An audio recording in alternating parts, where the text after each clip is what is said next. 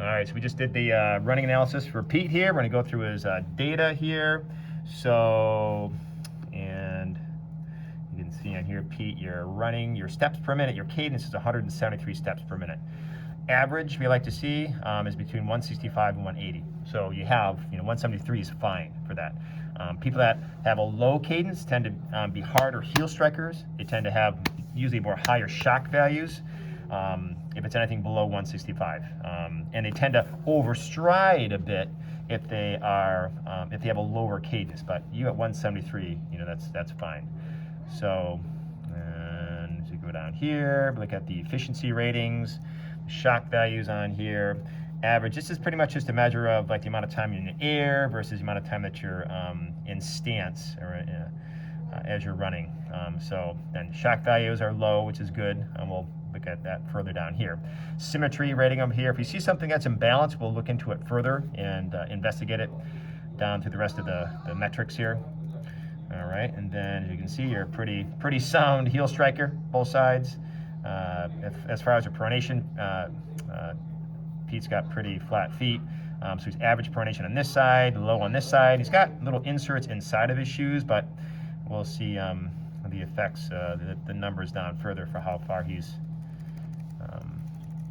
how much the total excursion of his motion. You get, shoe prints here, shoe ride, what's it called, the shoe ride. Yeah, kind of where you strike along the whole pathway as you're weight bearing. So as we get on through here, we get into more of the nuts and bolts of the numbers. Pace, there's your 173 step rate again, your stride rate. So if I actually click on one of these, it'll actually register on the graph up here, which is kind of cool. So if there's at some point an issue somewhere along the ride here, shall we say, we can actually isolate exactly what's happening at that point. So the step length, contact time, so not too bad. Looks like they're pretty symmetrical side to side there. Let's see, go down here, shock metrics. So overall, the shock rating's pretty equal, 10.7 and 10.2. No differences side to side. Impact versus braking. Impact is the vertical ground reaction forces. Braking is more the horizontal ones, I believe. And the shock is a total value. So, those numbers are pretty average from what I see. These numbers over here, generally speaking, are compared to over 100,000 different runs on the Runscribe network. On the cloud online. So then we course through these, foot strike, so looking at his excursion, the amount of pronation that's occurring, it's really not too bad. Only 10 and 8.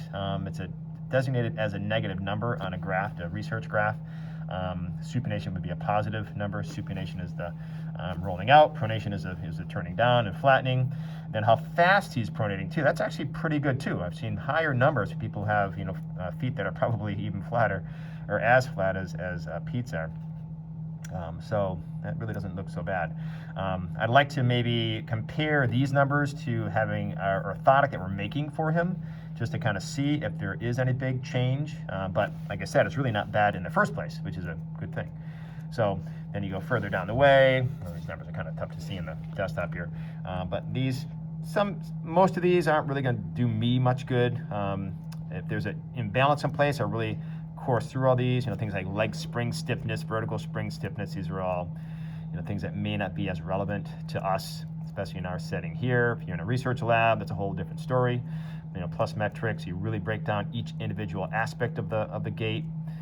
Looking down here, some more research metrics, and then down to the sacrometrics. These are kind of cool, and we'll go up and show you something else here in a second. But tilt is the forward and backwards motion of the pelvis. Obliquity is, this is great for the reflection for the video anyways. The tilt is up and down, like you're dropping, your hip drops as you strike, okay? And the rotation is the side-to-side motion, all right? So these are the total numbers over here, and really, even your obliquity looks pretty dang good. 5 and 5 is really, really, really good. That's where we want pros to be, is around 5 degrees. So we'll consider you a pro, Pete. Pete's actually recording this video, so. And then we go up top here again and look at the graphs we can get, which are taking the sacral plots one step further.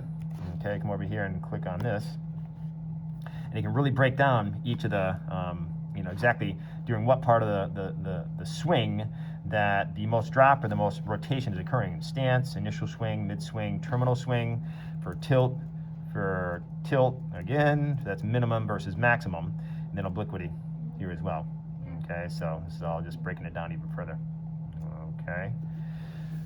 All right, that's good. So like I said, we just click this little tab up top, and we can create a PDF of this, which I'm going to send to Pete here shortly. And there you have it right there. Okay, cool. Thank you.